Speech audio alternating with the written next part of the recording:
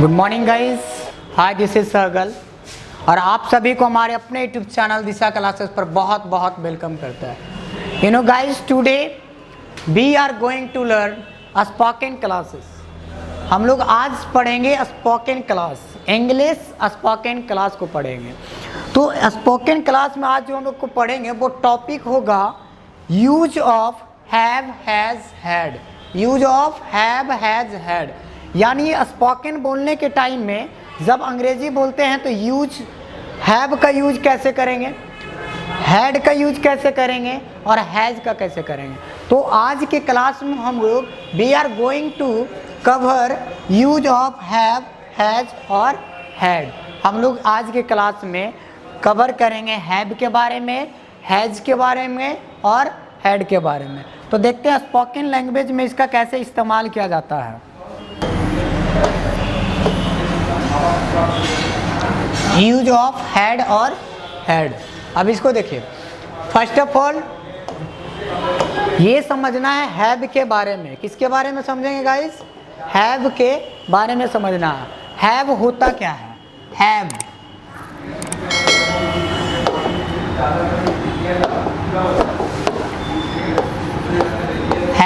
अगर हैव की बात करें तो हैव अपने आप में फर्स्ट फॉर्म ऑफ वर्ब होता है। कौन सा होता है? फर्स्ट फॉर्म ऑफ वर्ब होता है। हैव की बात करेंगे तो अपने आप में फर्स्ट फॉर्म ऑफ वर्ब होता है। और इसको अगर यूज करना है तो ये अपने आप में पोजीशन को शो करता है। किसको शो करता है गाइस? पोजीशन को शो करता है। जब ये पोजीशन को शो करेगा तो इसका स्टेटमेंट बनेगा आई हैव अ कार, यानी मेरे पास क्या है? एक कार है। I have a car. देखिए हैव के बाद हमने क्या यूज किया? हैव के बाद जो है नाउन यूज किया। हैव के बाद नाउन और आर्टिकल यूज किया। यानी हैव का एक स्ट्रक्चर बन सकता है subject plus have plus a oblique an noun. जैसे मेरे पास एक घड़ी है, क्या बोलेंगे? I have a watch. मेरे पास एक न्यू शर्ट है, क्या बोल सकते हैं आप? आई हैव अ न्यू शर्ट। यानी आप हैव का इस्तेमाल पोजीशन को शो करने के लिए आप कर सकते हैं। Subject plus have plus a oblique and और नाउन का इस्तेमाल पोजीशन को शो करने के लिए करते हैं। दूसरा है कि हैव का इस्तेमाल और भी किया जाता है। हैव का इस्तेमाल कंपल्सन को भी शो करने के लिए किया जाता है। जब हैव का इस्तेमाल अब कंपल्सन शो करने के लिए करेंगे, हैव का इस्तेमाल अगर कंपल्सन शो करने के लिए किया जाएगा तो इसके बाद जो वर्ब होगा इन्फिनिटी का यूज करेंगे, टू प्लस फर्स्ट फॉर्म का यूज करेंगे। जब टू प्लस फर्स्ट फॉर्म का यूज करेंगे यानी कंपल्सन वाला सेंटेंस को इसका प्रयोग कर सकते हैं, मजबूरी वाला सेंटेंस को। कंपल्सन को शो करता है, मजबूरी को शो करता है। जैसे मुझे पढ़ना पड़ता था, ऐसे करो, मुझे पढ़ना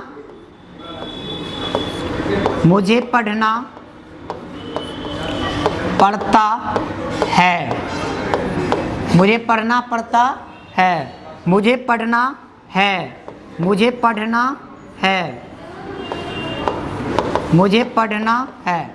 अब देखिए मुझे पढ़ना है, मुझे पढ़ना पड़ता है, ये सारा किसको शो करता है? कंपल्सन को शो करता है। जब ये कंपल्सन को शो करेगा तो सीधा बनेगा इसका स्टेटमेंट आई हैव।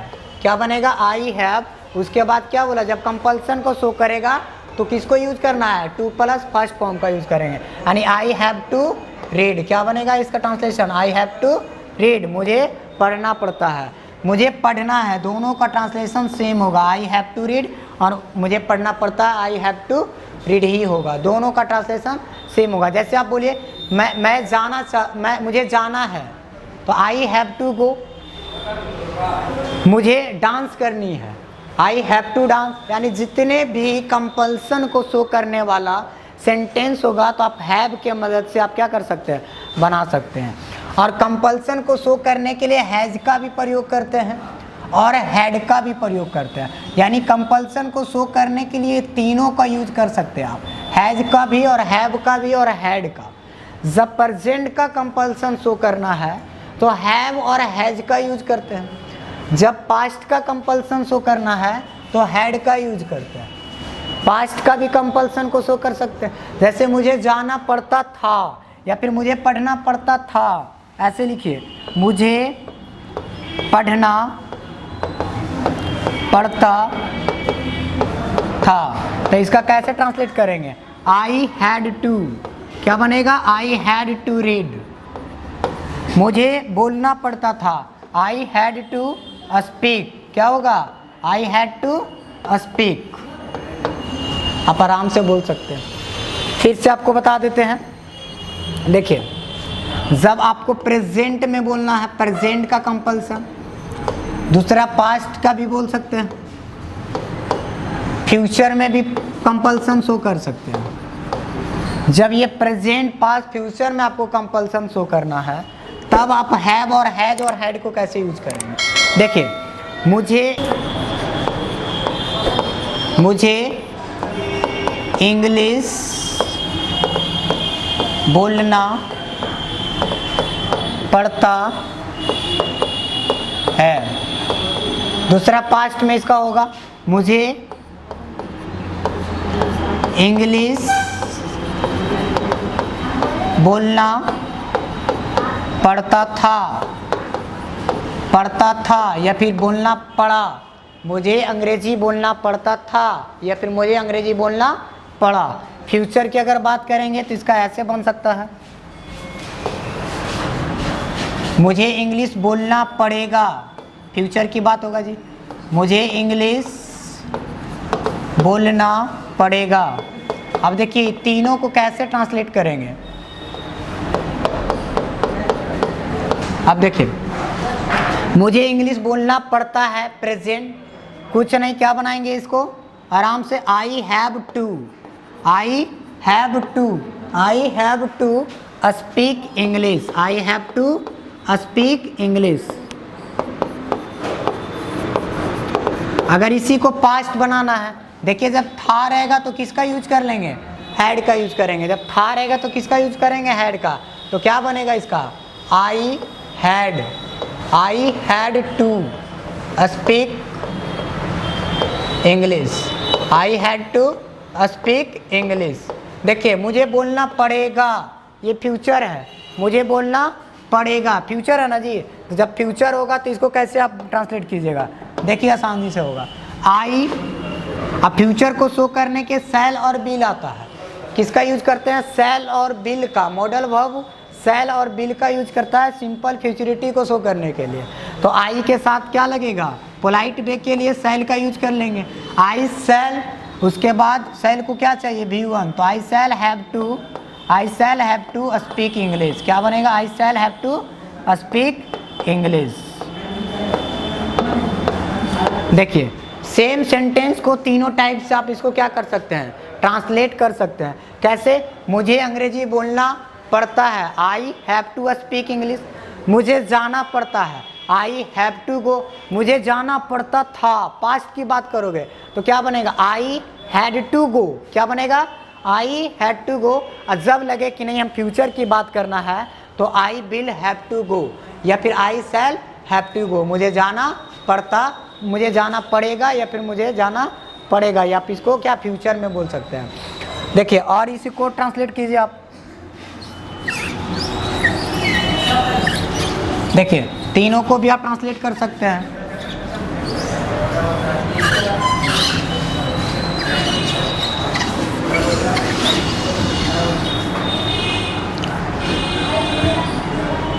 मुझे क्रिकेट खेलना है,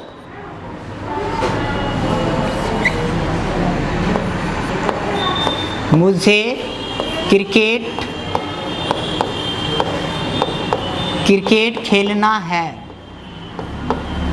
खेलना है। अब इसका अंग्रेजी क्या बनेगा? I have to play cricket, I have to play cricket. Past में बनाएंगे तो क्या बनेगा?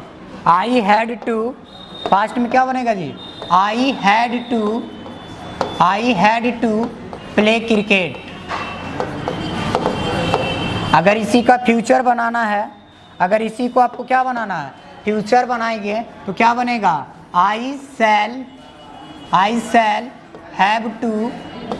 Have to play cricket. आप ऐसे भी बोल सकते हैं। तीनों को आप ट्रांसलेट कर सकते हैं use of have, has, had को यूज करके। तीनों को आप आराम से कर सकते हैं। जैसे अगला बनाइए, अगला आपके लिए ट्रांसलेशन है कि मुझे पढ़ाना पड़ता है, मुझे पढ़ाना पड़ता है, यानी मैं चाहता नहीं, मुझे कंपल्सन हो जाता है, इच्छा नहीं है लेकिन पढ़ती है। तो जब आपको लगे मुझे पढ़ाना पड़ता है तो इसको ट्रांसलेशन कैसे करेंगे, आई हैव टू, क्या बनेगा, I have to teach, I have to teach, I have to teach, यहाँ फोकस देना, आई हैव टू टीच, मुझे पढ़ाना पड़ता है। अगर आपको लगे कि हम इसको पास्ट में का बात करेंगे तो क्या बनेगा, आई हैड टू, क्या बनेगा इसका जी, I had to teach, I had to teach. अगर लगे इसको हम फ्यूचर में बोलना है तो I shall have to teach, क्या बन जाएगा, I shall have to teach.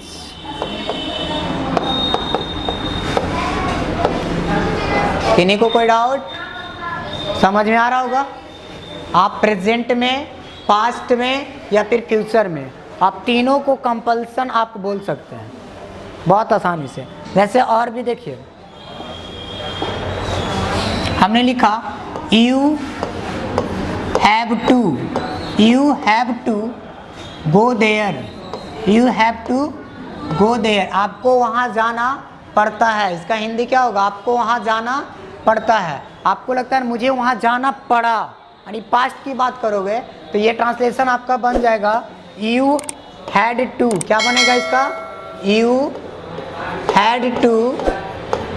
Had to go there, आपको वहाँ जाना पड़ा। आपको लगे कि हम फ्यूचर की बातें करेंगे, अब मुझे वहाँ जाना पड़ेगा, तो आप इसका ट्रांसलेशन बहुत आसानी से कर सकते हैं।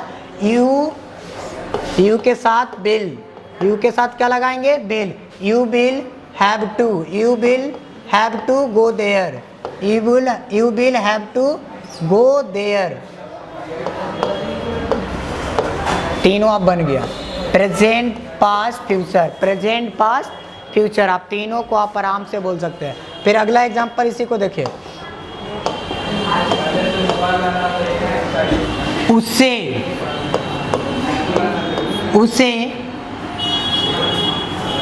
उसे स्कूल जाना पड़ता है, उसे स्कूल जाना पड़ता है।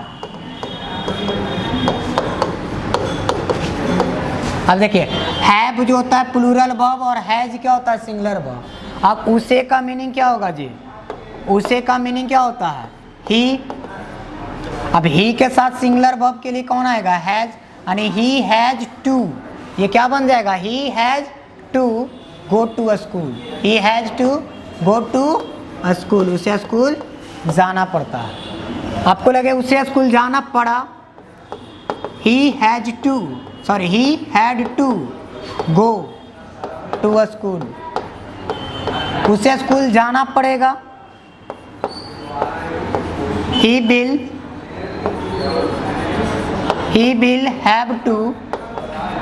Have to go to school. ये तीनों भी आप इसका भी तीनों ट्रांसलेट कर सकते हैं। ही रहेगा, सी रहेगा। राम को जाना पड़ता है, Ram has to go. Ram को इंग्लिश बोलनी पड़ती है, Ram has to speak English. Ram को क्रिकेट खेलना पड़ता है, Ram has to play cricket. आप आसानी से क्या कर सकते हैं, आपको यहाँ आना पड़ता है, you have to come here. आप क्या बना सकते हैं, you have to come hair.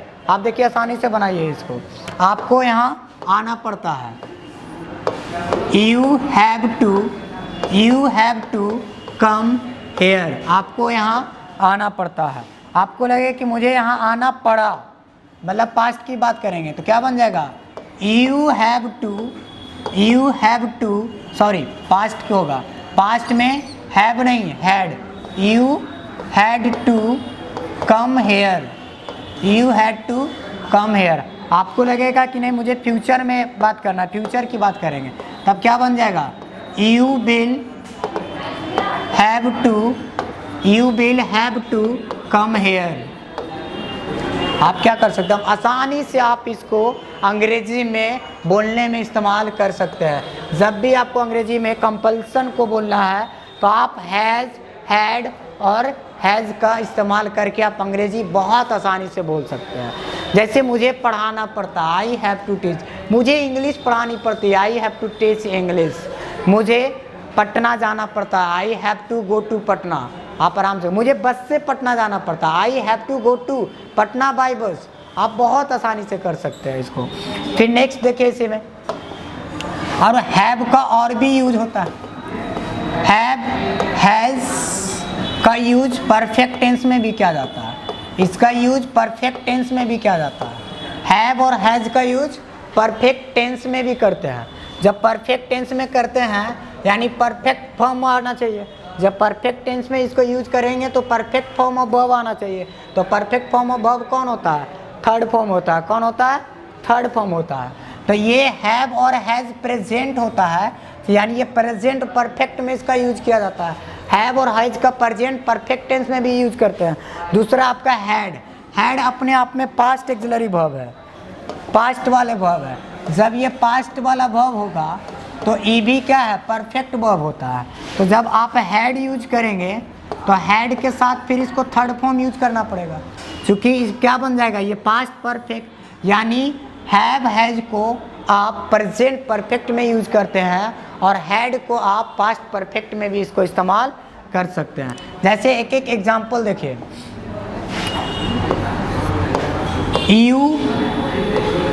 you have done your work, you have done your work। अब देखिए you सब्जेक्ट हो गया जी, you क्या हो गया, सब्जेक्ट। हैव प्रेजेंट, हैव क्या हो गया यहाँ पे, प्रेजेंट। और डन परफेक्ट, डन क्या हो गया, परफेक्ट। तो बताइए ये टेंस क्या बन गया, प्रेजेंट परफेक्ट। टेंस भी हो गया क्या, प्रेजेंट परफेक्ट। तो आप यूज ऑफ हैज़ को, हैज़ और हैव को इस्तेमाल प्रेजेंट परफेक्ट में किया जाता है। यानी you have done your work, आपने अपना काम कर लिया है। You have come here, you have gone there, you have gone there, आप वहाँ जा चुके हैं। यू हैव गॉन देयर, आप इसका भी इस्तेमाल आप आसानी से कर सकते हैं। You have gone there. आपको लगे कि उसे है तो ही, तो ही के साथ फिर लगाना पड़ेगा आपको क्या, has. He has gone there, इसका क्या बन जाएगा, ही हैज़ गॉन देयर। या फिर आपको लगे पास्ट में, आपको लगे ऐसे बनाना है, he has done his work, वह अपना काम कर चुका है, वह अपना काम कर चुका है। तो आप बहुत आसानी से परफेक्ट टेंस को भी इस्तेमाल हैव, हैज और हैड में आसानी से कर सकते हैं अंग्रेजी बोलने में। जैसे आप क्रिकेट खेल चुके हो, आप क्या कर चुके हैं, क्रिकेट खेल चुके हो। इसका ट्रांसलेशन कैसे होगा, देखिए आप क्रिकेट खेल चुके हो, इसको आसानी से कीजिए, यू हैव। अब प्ले का ये थर्ड फॉर्म हो जाएगा जी, played. You have played cricket, आप क्रिकेट खेल चुके हो, आप क्रिकेट क्या कर चुके हो, खेल चुके हो। तो यू हैव प्लेड क्रिकेट, आप क्रिकेट खेल चुके हो। अगर इसका पास्ट में यूज करना, हैड को किसका यूज करेंगे, अगर हैड को यूज करना है, ये हैड, तो ये हैड पास्ट वाला वर्ब होगा जी। तो ये क्या बन जाएगा, यू हैड प्लेड क्रिकेट, आप क्रिकेट खेल चुके थे, आप क्रिकेट खेल चुके थे, या आप क्रिकेट खेल लिए थे। आप आसानी से इसको कर सकते हैं। तो आई होप आपको समझ में आया होगा। Use of has, have, had का इस्तेमाल आप स्पोकन लैंग्वेज में बहुत आसानी से कर सकते हैं। यूज हैव का यूज पहले पढ़े थे, और हैज़ का और हैड का, इसका पोजीशन को शो करने के लिए भी होता है। एक बार पोजीशन को फिर से तीनों फॉर्म में बता देते हैं। आपने लिखा यू हैव अ कार, आप ऐसे लिख सकते हैं, ही हैज़ अ कार, आप ऐसे ही हैड अ कार, उसके पास एक कार थी, एक कार था, उसके पास एक कार था। मेरे पास एक पेन था, आई हैड अ पेन, मेरे पास एक पेन था, मेरे पास एक शर्ट था, आई हैड अ शर्ट, ठीक है। मेरे पास बहुत सारी किताबें था, आई हैड मैनी बुक्स। अब मेरे पास क्या था, बहुत सारी किताबें था। तो आप बहुत आसानी से इसको क्या कर सकते हैं, हैव हैज को पोजीशन में भी यूज कर सकते हैं। यानी 3 चीज़ सीखे इसमें। हैव हैज का यूज हम लोग प्रेजेंट परफेक्ट में भी यूज किया, हैड का यूज परफेक्ट पास्ट परफेक्ट में यूज किया है, फिर कंपल्सन को शो करने के लिए भी और पोजीशन को भी शो करने के लिए आप हैज और हैव और हैड का इस्तेमाल कर सकते हैं। तो आज के लिए हमारे तरफ से इतना ही। फिर अगले क्लास में, फिर हम अगले वीडियो में, फिर अगले स्पोकन क्लास का वीडियो आएगा। आप हमारे साथ बने रहिए। बाय बाय, सी यू, मिलते हैं फिर अगले क्लास में।